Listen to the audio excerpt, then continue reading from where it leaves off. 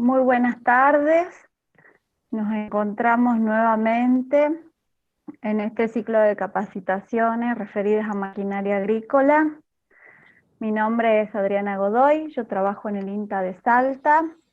Me acompaña como cada viernes el ingeniero Daniel Fernández, que también trabaja en el INTA de Salta. Hoy vamos a tratar la segunda parte de pulverizadoras. En esta oportunidad vamos a enfocarnos en el equipamiento y la regulación de los equipos pulverizadores y vamos a también contarles un poquito sobre la pulverización aérea, que es el tema que nos quedó pendiente la semana pasada. Así que sin más preámbulos vamos a comenzar compartiéndoles una presentación.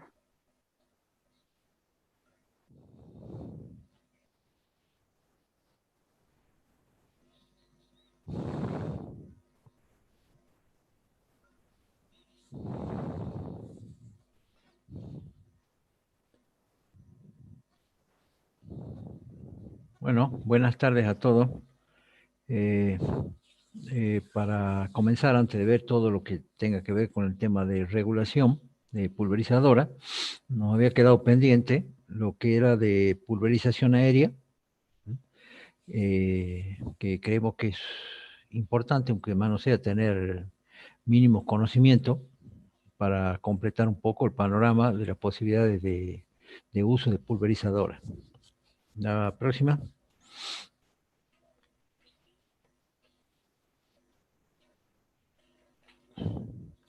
Bueno, dentro de la pulverización aérea, digamos, lo más conocido es el uso del avión, obviamente.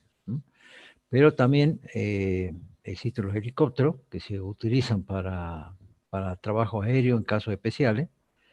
Y tenemos también el caso de los drones, que digamos, esto es un poco es la nueva tecnología que se viene. Y bueno, vamos a ir viendo en detalle cada una de ellas.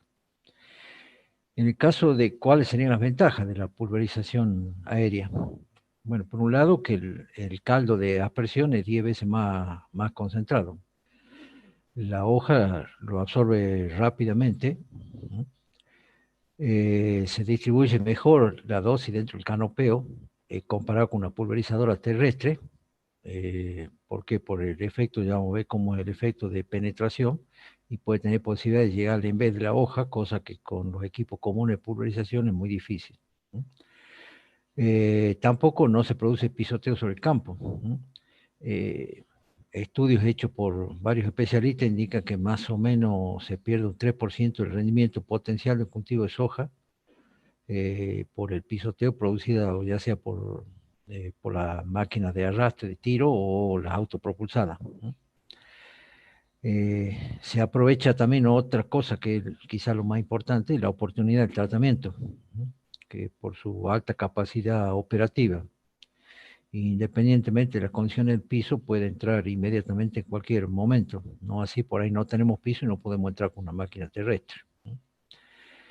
Y también otra ventaja es que como ya sea avión, helicóptero o dron, no tiene contacto con la planta, reduce la posibilidad de difusión de enfermedades y plagas, que también es importante porque es un factor de diseminación. De un lote a otro, por ejemplo, cuando va una autopropulsada o una máquina de arrastre. De esto, lo más usual, obviamente, son los aviones. El, el helicóptero tiene su uso principalmente cuando estamos hablando en terreno quebrado, plantaciones frutales, eh, o pequeñas parcelas de más difícil acceso al avión, porque si no el avión debería ser digamos, tener un buen motor a la aceleración para bajar de golpe, pero lo principal es subir cuando llega a la punta de la cortina. Si es que hay cortina o hay algún impedimento como cable de luz, etcétera, que es común encontrar en los campos. En eso el helicóptero tiene una mayor maniobrabilidad. Lo que sí tiene en desventaja el helicóptero es que los costos de mantenimiento de un helicóptero son mucho mayores de un avión, por eso no están por eso es la explicación de lo cual no están difundidos. Entonces, hay países como Japón o Corea, por ejemplo, que lo utilizan muchísimo porque ellos tienen pequeñas plantaciones, pequeños huertos y mucho terreno quebrado, entonces ahí los helicópteros funcionan muy bien. Pero en general, digamos, nos vamos a concentrar en el tema de la pulverización con aviones. La próxima.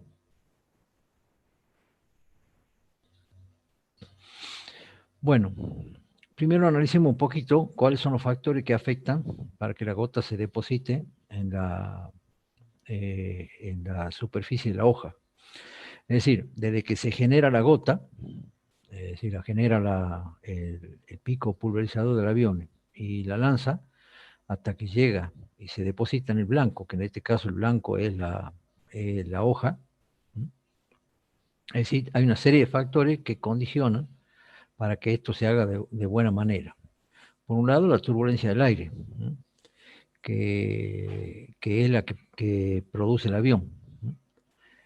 Por otro lado, también la temperatura del aire. Ya vamos a ir viendo el tema de las temperaturas y la humedad relativa del aire también tiene mucho que ver en esto cuando hacemos las aplicaciones. La velocidad del viento, obviamente que es un factor muy, pero muy importante por las derivas. Y bueno, todo eso, digamos, hace a que, habiendo una buena estabilidad atmosférica, logremos depositar la hoja correctamente la gota en la hoja. La próxima.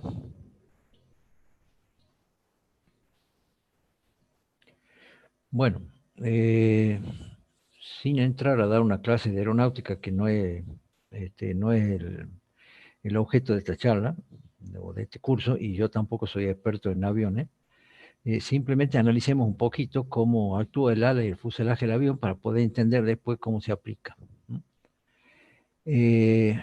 Aquí sobre la izquierda tienen un perfil alar. Por la parte superior del ala,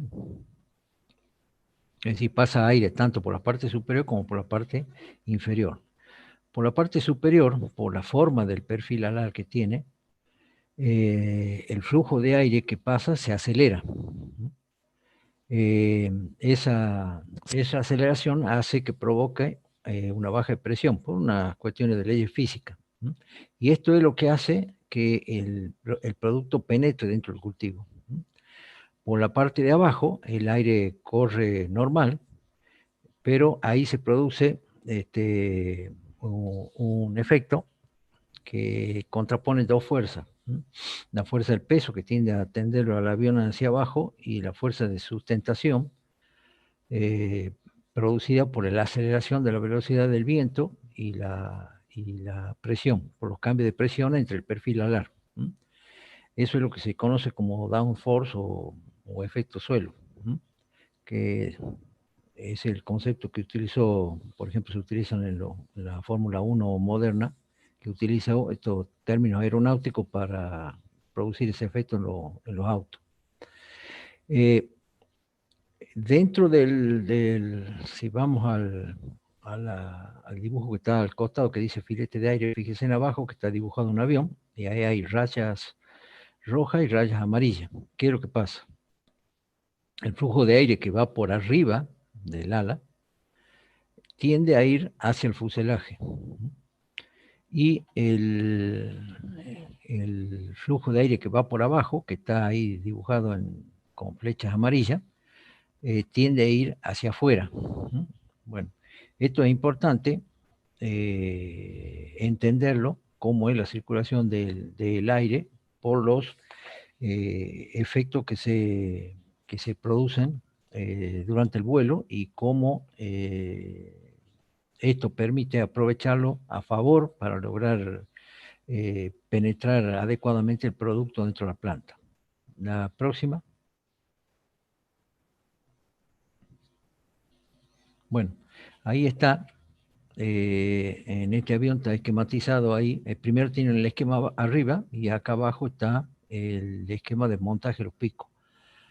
La barra de aspersión, por eso tiene que ir retirada del fuselaje.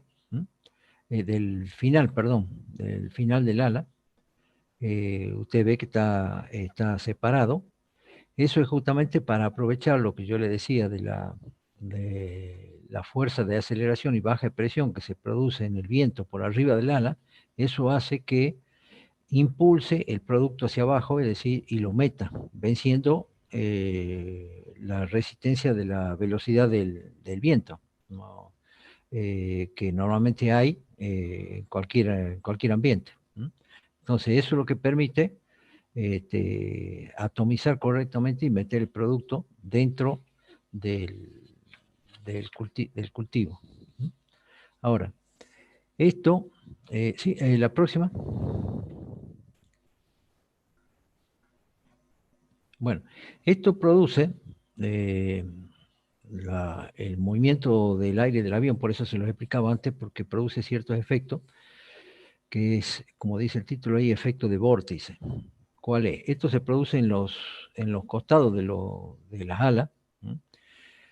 Por efecto, yo le decía que el flujo que va por arriba del ala del avión tiende a ir hacia el fuselaje, pero el que va por abajo del ala tiende, mejor dicho, va por abajo, el que va por abajo del ala tiende a sacar el aire hacia afuera, decía, hacia los extremos de la ala. Y eso es lo que dice ahí el efecto de vórtice. Entonces, eso hay que tenerlo en cuenta, porque eso hay una forma de corregirlo, se lo ve fácilmente, digamos, cuando el avión está pulverizando. Lo que se hace es normalmente colocar los picos que no lleguen hasta el extremo alar, ¿no? Justamente para evitar este problema de efecto de vórtice. ¿No? Otro efecto que también hay, que requieren correcciones, es el arrastre de la hélice. La hélice que va adelante también produce un arrastre, que se conoce, bueno, como arrastre de hélice. ¿No? Normalmente todos los aviones tienen un sentido de giro, digamos, el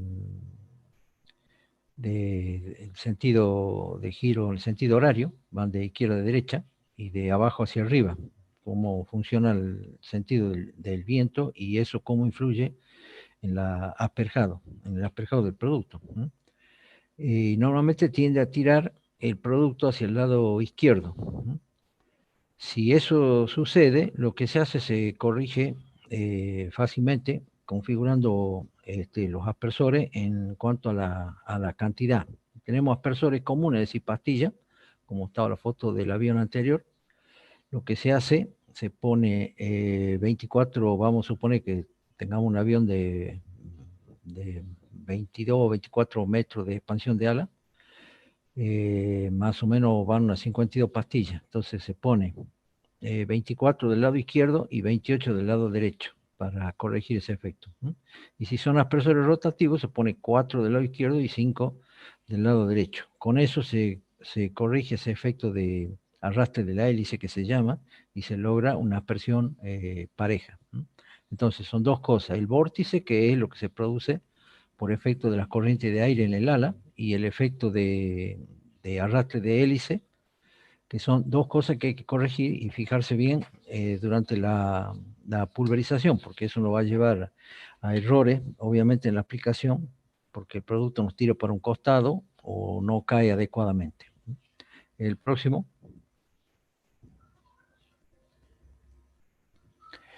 Bueno, la altura de vuelo. Cuando hablamos de pulverización de bajo volumen, que serían los picos comunes, va a 2 a 3 metros por arriba del cultivo. ¿No? Casi que las ruedas van tocando el cultivo, digamos, ¿no? La rueda del avión. Cuando hablamos de pulverización en ultra bajo volumen, que van con unos atomizadores, ya se levanta un poco más, se hace entre 3 y 4 metros. La próxima.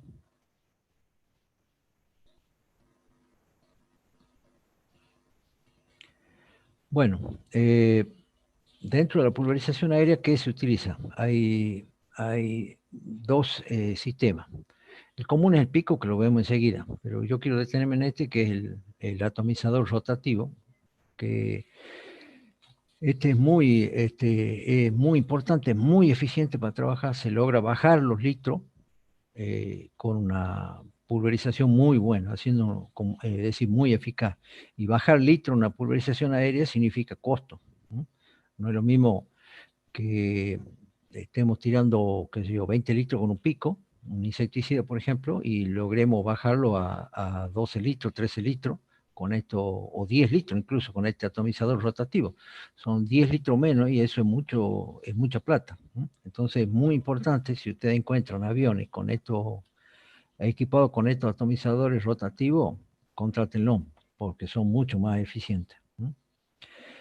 Eh, supongamos que esté, eh, no, perdón, este atomizador, el tamaño de gota se reduce notablemente al aumentar, porque este atomizador tiene la parte de entrada del producto, que si ustedes ven, bueno, hay una foto a la derecha y hay un esquema arriba, sobre la izquierda. ¿Mm? Usted ve que tiene una paleta y un rotor. ¿Mm? Eso y como una especie de canasto, si se quiere. ¿Mm? Lo que hace que al aumentar la velocidad angular del atomizador, se va cambiando el tamaño de gota y se va reduciendo el tamaño de gota. ¿Mm? Supongamos, este atomizador que está en la foto es un marca Microner. ¿Mm?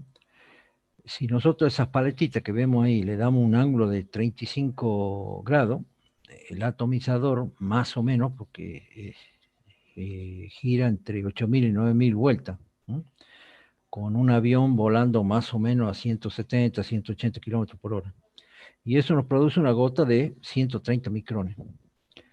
Si, por ejemplo, la inclinación de esta paletita serían entre 55 y 60 grados, la velocidad de giro se reduce mucho, entre 4.000 y 5.000 vueltas, y produce gotas de mayor tamaño, es decir, más o menos unos 200 micrones.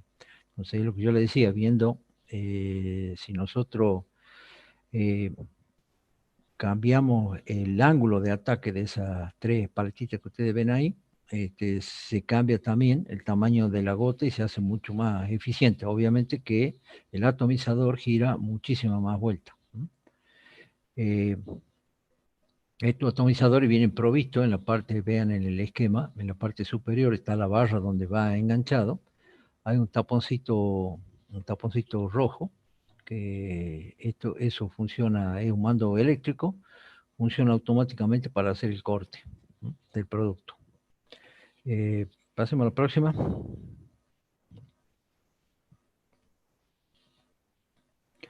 Bueno, estos son el pico que se utiliza para pulverización aérea, que normalmente son todos de bronce. Y normalmente son o se utilizan o abanico, sí, abanico, o se utilizan el pico común que se utiliza en insecticida en una pulverización terrestre, es decir, un cono hueco. Eh, estos, acá es muy importante ver el tema, cómo queda definido el tamaño de gota. El tamaño de gota queda definido por la inclinación que nosotros le demos al pico en función de la dirección del vuelo. Ustedes fíjense en ahí que en la foto, en el esquema de la izquierda, hay un grafiquito, ese es el pico, ahí dice from the aircraft, quiere decir que sería el frente del avión. Y eso es la posibilidad, nosotros podemos girar desde los 20, 25 grados al pico hasta 90, es decir, tiene todos esos ángulos posibles de poner el pico, de girarlo. Y en función de eso, vamos a ir produciendo gotas de mayor o menor tamaño. La próxima.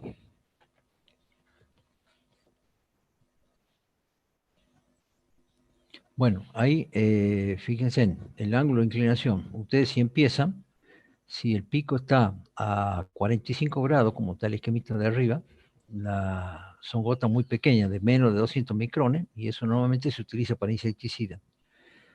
con el pico puesto entre 90 y 135 grados, van desde gotas pequeñas en los 90 grados, que sería de 200, 400 micrones, y gotas de 400, 500 micrones serían ya gotas medianas con el pico puesto a 135. Eso se utiliza también para herbicidas e insecticidas.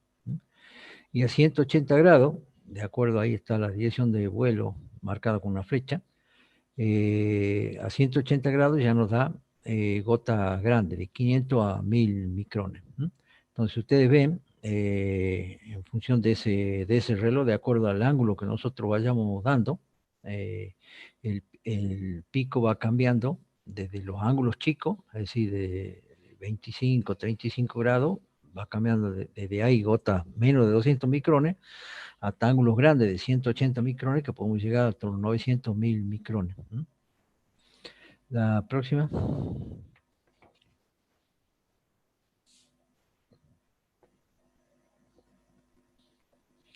Bueno, ¿cómo procedemos para hacer la calibración de un avión?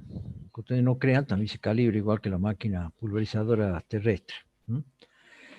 Y es muy importante el tema de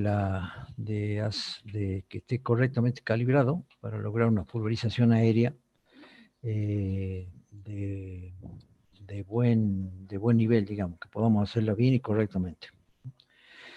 En este caso, en la calibración, después ustedes más adelante vamos a ver cómo se calibran las máquinas terrestres, hay algunas diferencias. Por un lado hay que medir el volumen que tiene cada uno de los picos. Ustedes ven que ahí hay un balde con una bolsa y hay una probeta en cada uno de los picos, se mide cuánto litro por minuto tira. Eso con el avión parado en la pista, se hace funcionar simplemente la bomba y se controla eso. Por otro lado, lo que se fija en la pulverización es el volumen, es decir, el volumen de pulverización, cuánto queremos hacer, es decir, cuántos litros. Y supongamos que tengamos, no sé, una velocidad de trabajo de entre 175, 180 kilómetros por hora, que sería más o menos lo normal, y un ancho de alar de 20 metros, como tiene el avión ese de la foto,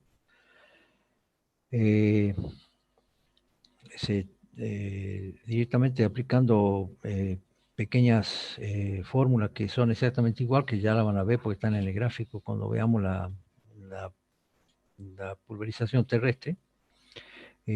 Tranquilamente encontramos el volumen, el caudal y el ancho de faja.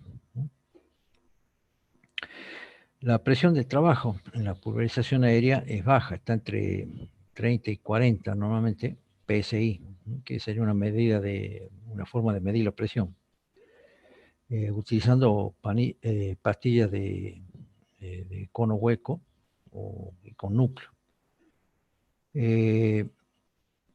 Hay una tabla también, viene tabla de calibración donde están todas las pastillas que normalmente tienen la denominación de D. Y ahí va cambiando el caudal, manteniendo la presión constante a 40, por ejemplo, PSI, pasando de una pastilla de una D10, por ejemplo, una D23, podemos lograr medio litro por minuto.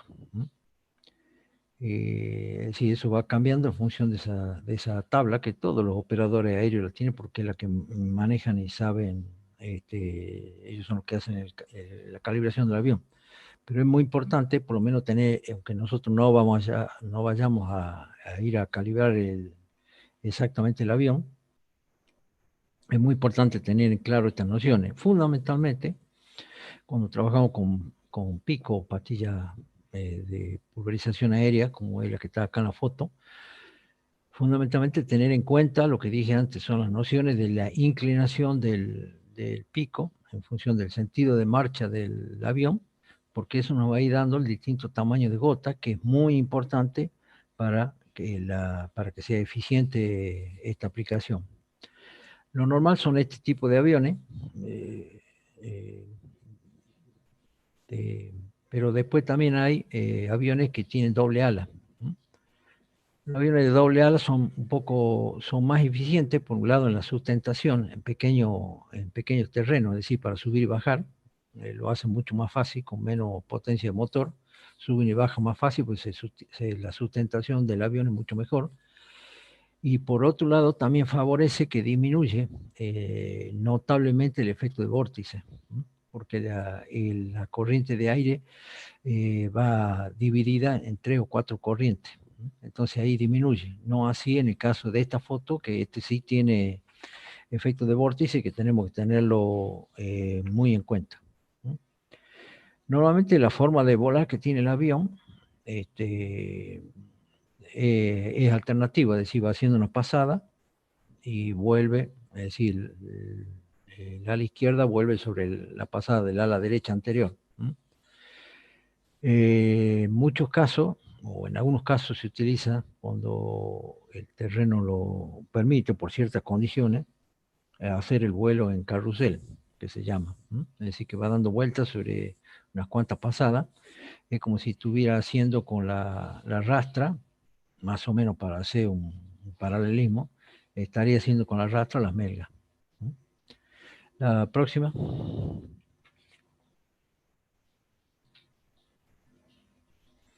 Bueno, ahora vamos a ver un poco el tema de los drones.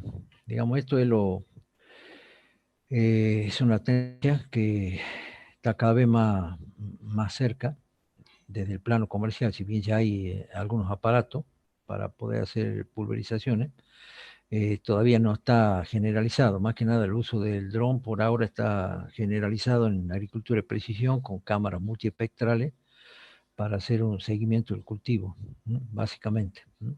Pero bueno, esto se viene. Eh, el dron puede cubrir amplia superficie en muy poco tiempo, tiene un costo de mantenimiento obviamente muchísimo más bajo que lo que tiene un avión o un helicóptero, y esas podrían ser una de sus grandes ventajas potenciales. Trabajan con ultra bajo volumen.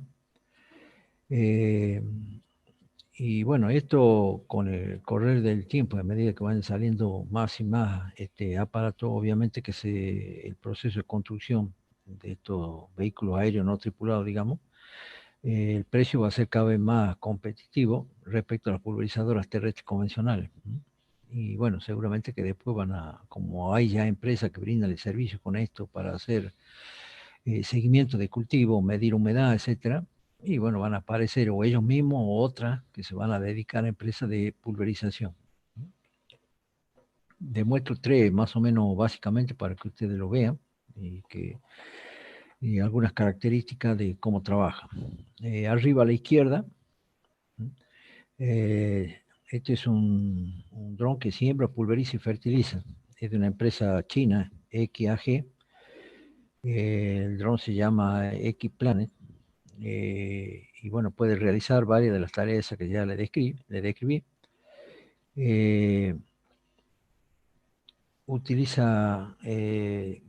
Puede utilizar con un 90, 85, 90% menos de agua y un 30% menos de agroquímico, ¿no? Dada la calidad de aplicación del producto. Y eso también es importante, es decir, no es solo el costo del vuelo, en este caso, sino que ya el solo hecho de tener un 30% menos de agroquímico es un costo importante desde el punto de vista ambiental y desde el punto de vista del bolsillo, digamos, del productor. Este más o menos hace unas 18 hectáreas por hora este aparato. Después han ido saliendo otros. En Brasil está el Mobots, el X-Mobot, que mapea 16.000 hectáreas en un vuelo y permite hacer aplicaciones para prescripción, y ahora ya se le agregó un equipo, una empresa de desarrollo, una empresa israelí, Robotic, y sobre la base de ese equipo sacaron el modelo Adama, que es el que está acá abajo,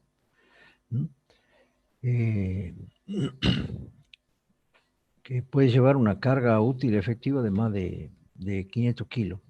Eso dice el folleto publicado por la empresa. No sé si será tan así, pero bueno, con mucho menos kilos lo mismo va a ser muy eficiente. Por otro lado, Bayer también está en Japón trabajando para el uso del dron en la aplicación de agroquímicos. Yo creo que en un año más ya va a estar sacando su propio modelo. Y por último tenemos el de arriba, el de arriba a la derecha, ese bastante grande. Ese de John Deere. Presentó, es un dron pulverizador de 9 metros de radio. Eso lo presentó el año pasado en Agritécnica, 2019. Es decir que, perdón, tiene un ancho de pulverización de 9 metros 20. Se llama Volodrone porque es la unión de la empresa John Deere con una empresa alemana llamada Volocopter. Está montado sobre una base de 18 hélices, montado en una estructura circular, tal cual lo ven ustedes en el dibujo. Este puede cargar hasta 200 kilos. Ustedes ven que tiene dos tanquecitos ahí abajo, de la parte donde está básicamente, que es todo lo demás del cuerpo de batería. Y esto está equipado con 2 tanques de agua y una bomba, y puede cubrir aproximadamente más o menos unas 6 hectáreas por hora. Bueno, esto un poco más o menos para tener una visión actual de qué pasa con los drones, que esto es lo que se viene. Si bien hoy todavía es muy poco lo que se ve, o no se están ofreciendo servicios todavía acá, pero esto se viene en 3, 4 años más, esto va a ser común en el campo. La próxima.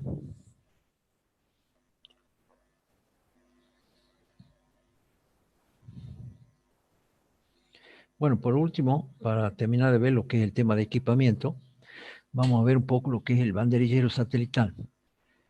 El banderillero satelital lo que hace es nos sirve como guía para centrar las pulverizaciones aéreas.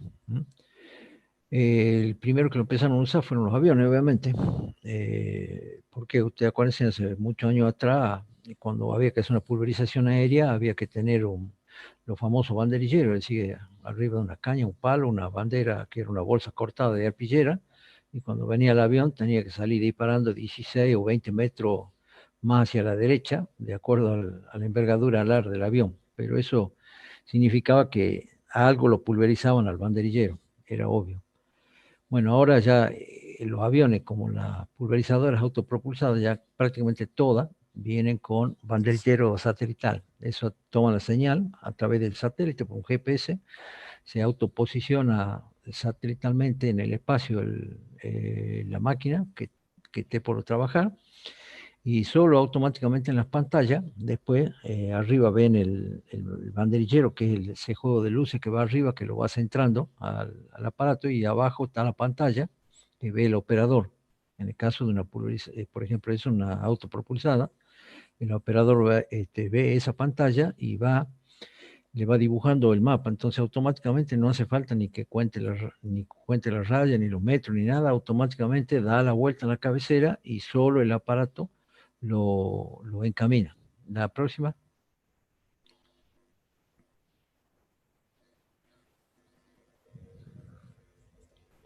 Bueno, ahí está, eso es ahí tienen un banderillero de 2 casos colocado en máquinas pulverizadoras autopropulsadas. En la foto de la izquierda, la pantalla esa que tiene esos 4 botones amarillos, esa es la del banderillero satelital, esa que está arriba.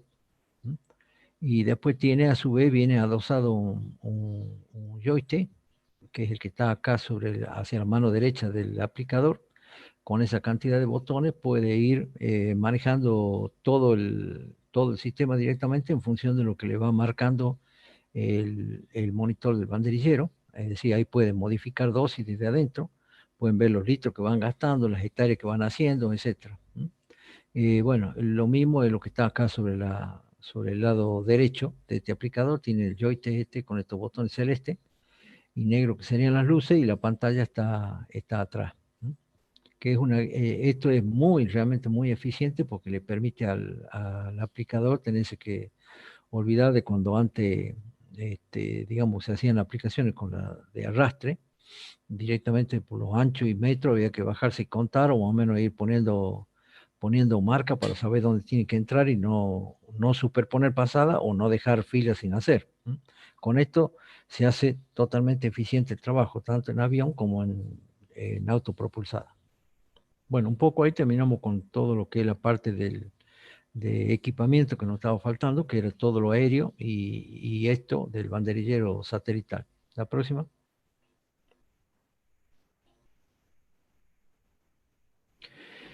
Bueno, ahora empezamos ya con lo que sería la parte de calibración de la pulverizadora.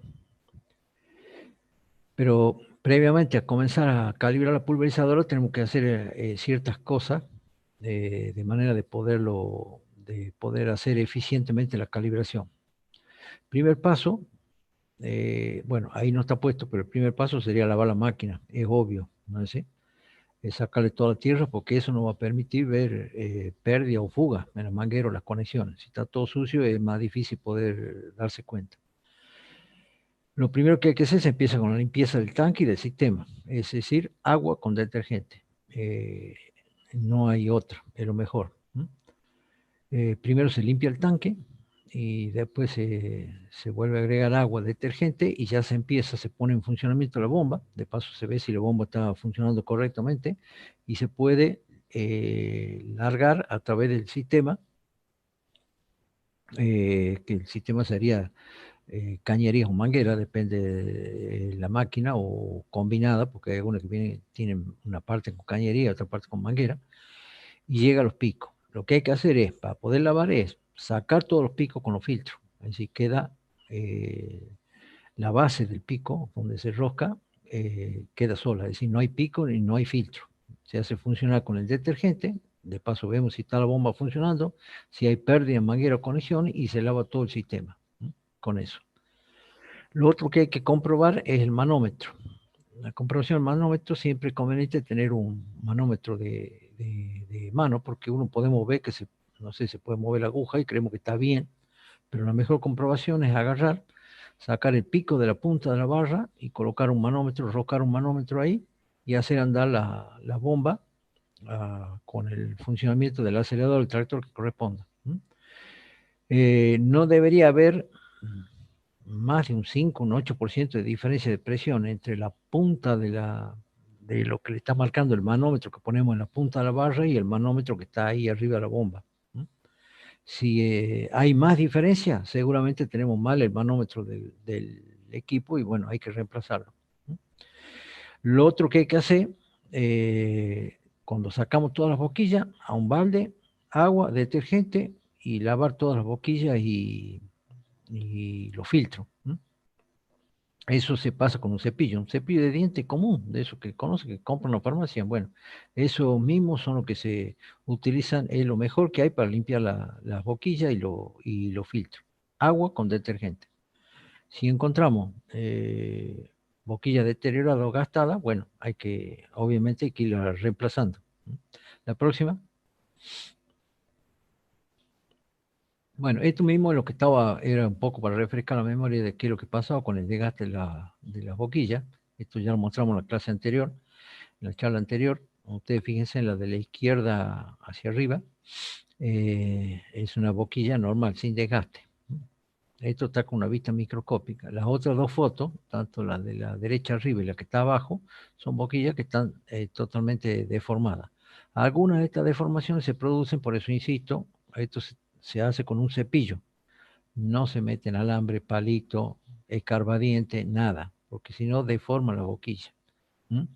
Y entonces si la boquilla está deformada, empieza a tirar mal, es decir, puede tirar más hacia un costado, menos hacia otro, fundamentalmente si son abanicos, que es el grave problema de las pastillas abanico cuando empezamos a usar otro implemento que no sea un cepillo.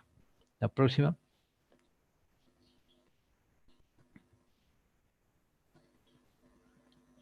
Entonces, bueno, esta también lo vimos la semana pasada, nos pasa esto.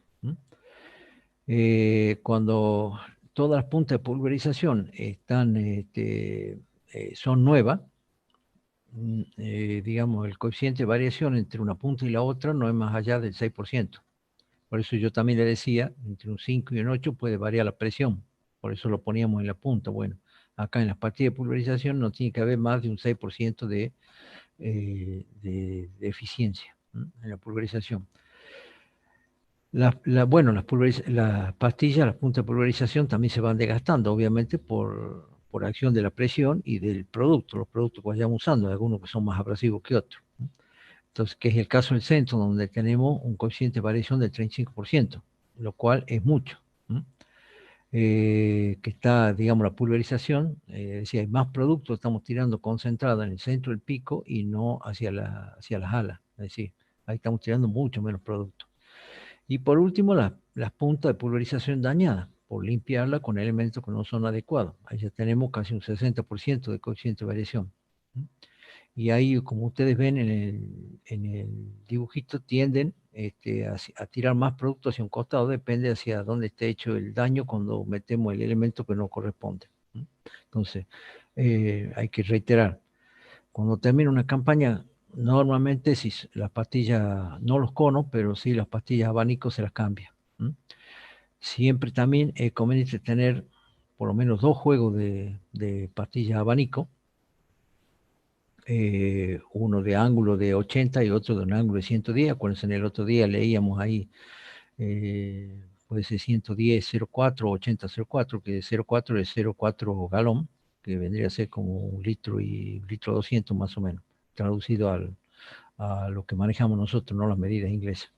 Pero lo de los ángulos es muy importante tener dos distintos, porque nos podemos encontrar en situaciones, aún dentro del propio lote y dentro de que hagamos el mismo cultivo, pero con distintos grados de avance por distintas cuestiones, desde que un lote puede tener distintas fechas de siembra a otro, y entre 10, 15 días entre un lote y otro hay mucha diferencia. Entonces por ahí necesitamos cambiar las pastillas. Y después tener mucho cuidado en la limpieza del equipo, y por favor, solamente cepillo de diente para las pastillas. La próxima.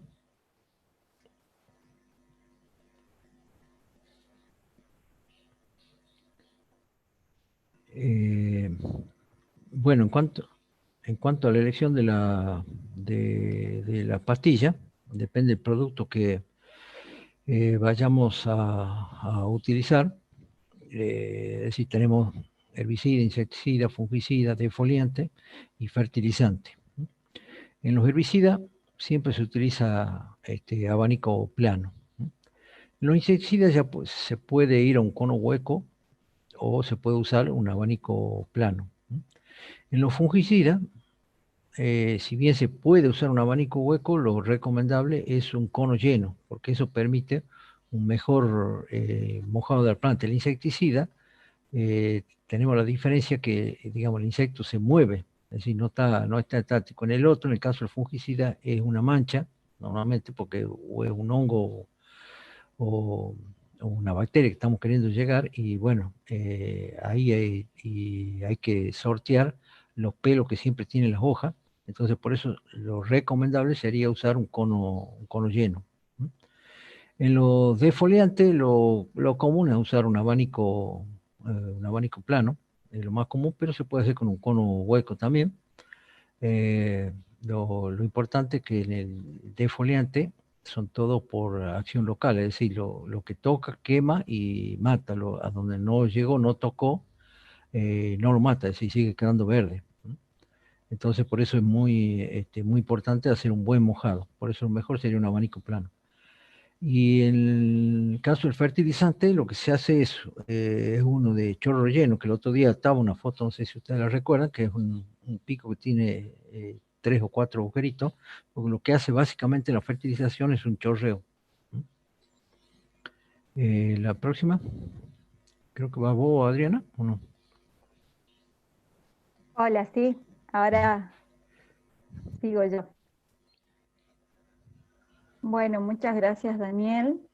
Continuamos entonces viendo acá este cuadro que nos muestra los caudales respectivos de cada boquilla o pastilla, que es lo que Daniel les comentaba un poco cuando hablaba de la pulverización aérea, que cada aplicador maneja la tabla. Bueno, cuando hablamos de pulverización terrestre tenemos este tipo de tabla. Fíjense que cada pastilla tiene un color característico y nos va a entregar un caudal, es decir, tantos litros por minuto en función de la presión a la que trabaje. Si tomamos el ejemplo de la pastilla naranja, a 1.5 bares nos entrega 0,28 litros por minuto, pero si aumentamos la presión, y hablamos de 4 bares, vemos que también aumenta el caudal.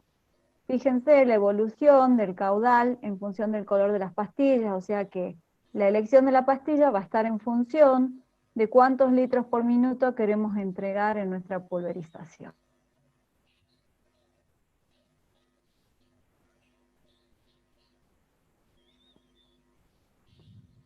Vamos a la siguiente. Cuando estamos en el campo, por un lado tenemos el caudal teórico que entrega cada pastilla, que es lo que les acabo de mostrar, y por otro lado tenemos el caudal real. Sabemos que hasta que llega el fluido a la pastilla, pasó por todo el circuito del pulverizador, es decir, por la bomba, por los filtros, por los conductos. Hasta que llega a la boquilla, recibimos un caudal que es el real. Ese caudal lo tenemos que medir antes de comenzar la pulverización, ¿sí? ¿Y cómo se mide? Utilizamos un recipiente que tenga la medida en volumen, como se ve en la foto, y vamos a recolectar el recipiente, en ese recipiente el volumen entregado por cada boquilla, en un determinado tiempo, ¿sí? Podemos contabilizar 1 minuto, 30 segundos, ¿sí? Uno va a ser el encargado de cronometrar el tiempo y el resto recolecta lo que entrega cada pastilla. Después de eso vamos a ver, en primer lugar, si estamos recibiendo el caudal que necesitamos, o sea, cuántos litros en ese tiempo recolectamos, cuántos litros por minuto recolectamos. En segundo lugar, vamos a ver si todas las pastillas o picos están entregando el mismo volumen.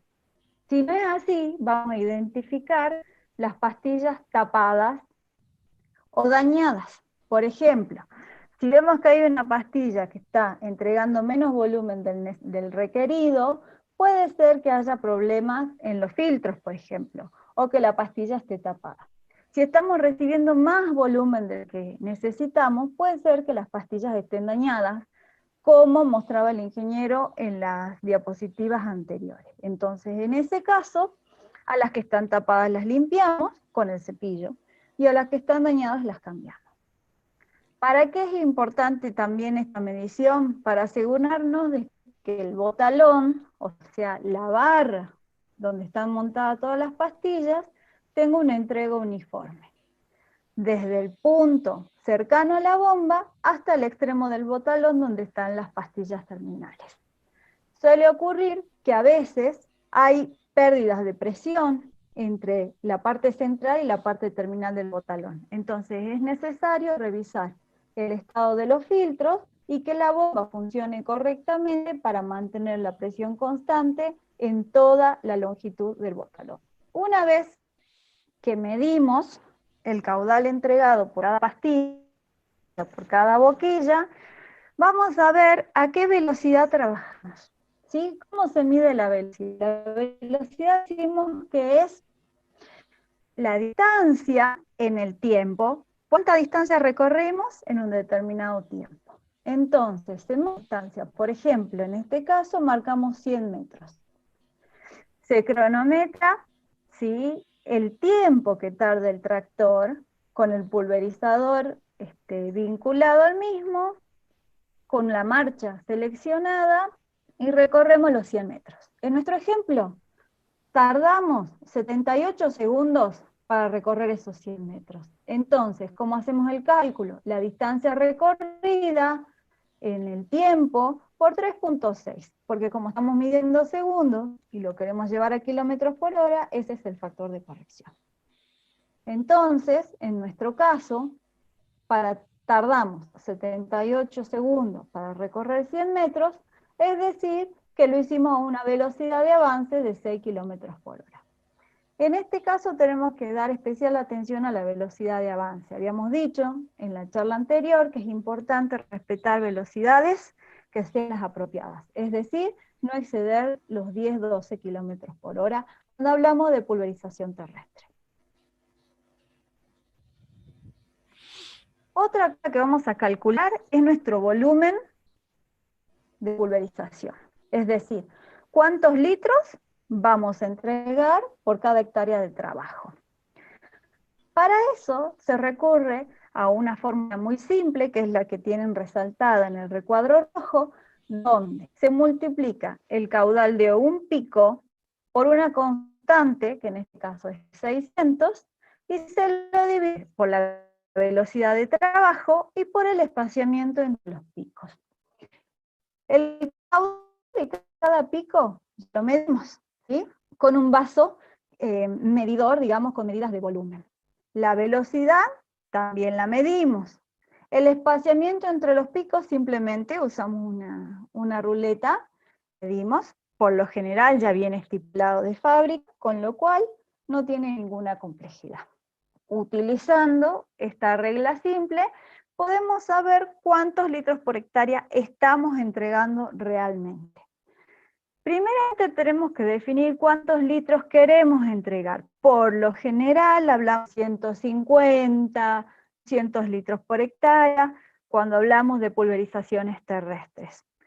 El ingeniero les comentó que los volúmenes de aplicación aérea son mucho menores, con lo cual va a depender, ¿sí?, de cuál es el trabajo que hacemos, para ver si estamos llegando al volumen de aplicación que realmente queremos. En función de esto, vamos a preparar el caldo con el producto que queremos aplicar. Esta es la fórmula que el ingeniero les decía anteriormente cuando hablaba de la pulverización aérea, ¿sí? Con esta misma fórmula van a ver cuántos litros están aplicando por hectárea. Cuando hablamos de la altura a la que trabaja el botalón, por lo general decimos que la misma no supera los 50 centímetros, como mucho 1 metro, ¿sí? Con respecto a la altura, al objetivo que estamos, digamos, focalizando. ¿Por qué? Porque hay una superposición entre los espectros de pulverización, es decir, en el dibujo de cada uno de los picos que hacen la entrega del producto. Arriba y a la izquierda ustedes ven cómo se van superponiendo, en este caso cuando hablamos de abanicos, los espectros de pulverización. Cuando tenemos ángulos entre 80 y 110 grados y hablamos de abanicos, la altura recomendada es de 50 a 80 centímetros. Estamos hablando de la altura del botalón. Fíjense que la distancia entre picos es de 50 centímetros. A su vez, los picos tienen que estar levemente inclinados en el sentido del avance, para favorecer justamente esta superposición. ¿Qué pasa si nos alejamos? Si levantamos de más el botalón o si trabajamos a una altura inferior a la recomendada. Vamos a alterar este patrón de superposición, con lo cual no vamos a lograr hacer una aplicación eficiente. Si hablamos de cono hueco, vemos que la altura recomendada es de 40 centímetros, para que cada uno de los espectros impresos sobre el cultivo tenga la distancia propia con respecto al vecino. Si hablamos de chorro lleno, que es la pastilla que les comentaba hace rato, que se usa para fertilizantes líquidos, la altura recomendada es de 70 centímetros e incluso superiores.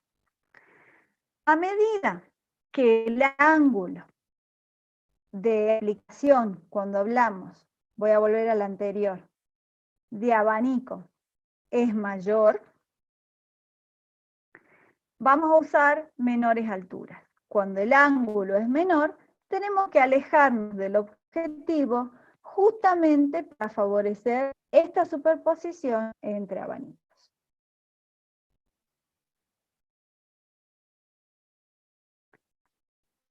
Ahora vamos a hablar ¿cuáles son las condiciones ambientales que tenemos que tener en cuenta? La pulverización no es una práctica independiente de las condiciones ambientales, al contrario. Utilicemos pulverización terrestre, pulverización aérea, pulverización manual o de tracción animal, siempre vamos a estar sujetos a las condiciones ambientales. Básicamente a la temperatura y la humedad relativa ambiente. Acá nosotros pusimos como reglas, digamos, generales, una temperatura óptima entre 17 y 20 grados. Cuando la temperatura aumenta, estamos ya en condiciones críticas, cuando hablamos de 25 grados para arriba. ¿Cuál es la máxima recomendable cuando agregamos antievaporantes? 35 o 37 grados. Es decir, que cuando superamos temperaturas de 25 o 30 grados, es necesario agregar un antievaporante al caldo, porque justamente el agua, que es el medio de transporte donde va el producto, se comienza a evaporar. Entonces, nos perdemos la posibilidad de llegar al objetivo con el producto seleccionado. ¿Qué pasa cuando utilizamos piretroides? La temperatura máxima es 30, porque por encima de los 30 grados la molécula se degrada. Es decir, que toda la plata que invertimos para colocar piretroides, la estamos perdiendo por aplicarlo con condiciones iniciadas. La mínima admisible se encuentra entre 5 y 7 grados. ¿Qué pasa con temperaturas menores a 10 grados? No vamos a ser eficientes en la aplicación de insecticidas, porque justamente los insectos se van a mostrar aletargados, se van a mover menos, con lo cual tenemos menos chance de llegar nuestras gotas a tocarlos. También es importante la humedad, porque estamos trabajando con fluidos, con líquidos, que están en equilibrio con esta humedad ambiente. La óptima se encuentra entre 75 y 90%. La crítica es 60%. Siempre tenemos que tener cuidado de estos valores. Y es muy fácil saber, digamos, qué valores tenemos en el día. Incluso van cambiando durante las horas del día, ¿sí? Cuando tenemos menos de 60% de humedad relativa ambiente, estamos en problemas y vamos a necesitar agregar un antievaporante. ¿Sí? Es el mismo efecto que tienen las altas temperaturas, el de las bajas humedades relativas. Mínimas admisibles 40%, no aplicar con menos de 35%. Es decir, que vamos a tener que evitar bajas humedades relativas y altas temperaturas, que no solo están, digamos, influenciadas por la época del año, sino también por el momento del día. Otro factor de las condiciones ambientales que es determinante a la hora de pulverizar es el viento. Y digamos, el componente que medimos del viento es la velocidad, ¿sí? La velocidad del viento puede ser ideal, como es el caso de viento ligero cuando lo tenemos de 3 a 7 kilómetros por hora, puede ser buena cuando llega un poquito hasta 10 kilómetros por hora, o puede ser muy perjudicial. Es decir, que cuando la velocidad del viento es excesiva, tenemos que evitar hacer aplicaciones, ¿sí? Cuando tenemos vientos que superan los 15 kilómetros por hora, tenemos que evitar aplicar porque tenemos un problema importante de deriva. Pero también es importante considerar cuando tenemos muy baja velocidad del viento, es decir, cuando tenemos una condición calma o de brisa ligera, porque ahí lo que ocurre es que las partículas pueden quedar en suspensión. Es decir, que tenemos los dos extremos, digamos, una atmósfera muy quieta, muy tranquila, donde es muy difícil llegar al objetivo, y una atmósfera con vientos fuertes que son perjudiciales porque favorecen la deriva. Otro factor importante, una vez que decidimos qué pastilla vamos a usar, cómo calibramos, y cuando vemos si ya llegamos al volumen deseado y tuvimos en cuenta las condiciones ambientales del momento, es de qué manera vamos a aplicar. Y la forma de aplicación define el cultivo, ¿sí? El cultivo y nuestro objetivo. Estamos hablando de una plaga, estamos hablando de malezas, estamos hablando de hongos. Entonces, en función de eso, vamos a hacer un repaso de la clase anterior. Si hablamos de cobertura total, tenemos que tener en cuenta la superposición de los espectros, si trabajamos con abanico, si trabajamos con cono hueco o con cono lleno. Si hablamos de una aplicación en banda y tenemos que focalizar, por ejemplo, solo la línea del cultivo, vamos a tener que equipar el pulverizador con la pastilla correspondiente, que es la que se utiliza para aplicación en banda. Si vamos a hacer una aplicación dirigida y, por ejemplo, nos interesa solo focalizar el follaje, vamos a tener que equipar nuestro pulverizador con este aditamento, ¿sí? O sea, que dependiendo de cuál es nuestro objetivo, vamos a recurrir a un juego de pastillas, a un juego de picos pulverizadores, dependiendo de cuál es la forma de aplicación que elegimos.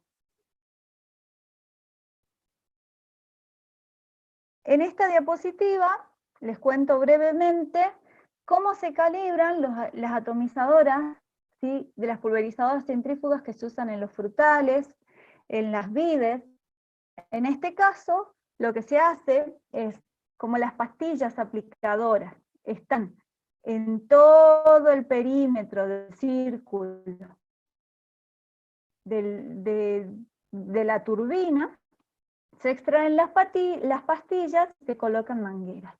Un balde vinculado o un dispositivo de medición a cada una de esas mangueras. Para mantener, digamos, el orden y saber cuál es cuál, se enumeran cada uno de los picos en sentido horario y se va, digamos, recolectando el volumen que entrega cada una de ellas. Una vez que vemos esto, vamos a hacer el mismo razonamiento que hacemos con las pulverizadoras terrestres. Si el volumen es el mismo, si hay pastillas, si hay circuitos tapados, si hay algunas que entregan menos, si hay algunas que entregan más, ¿sí? En función de eso, vamos a calcular cuál es el volumen aplicado en la superficie. En este caso, hay una pequeña variante, ¿sí? Para calcular el volumen de aplicación, ¿sí?, voy a poner la sumatoria de todos los volúmenes que medimos en los baldes, siempre cronometrados, siempre relacionado a una unidad de tiempo, porque decimos que el caudal es un volumen por unidad de tiempo.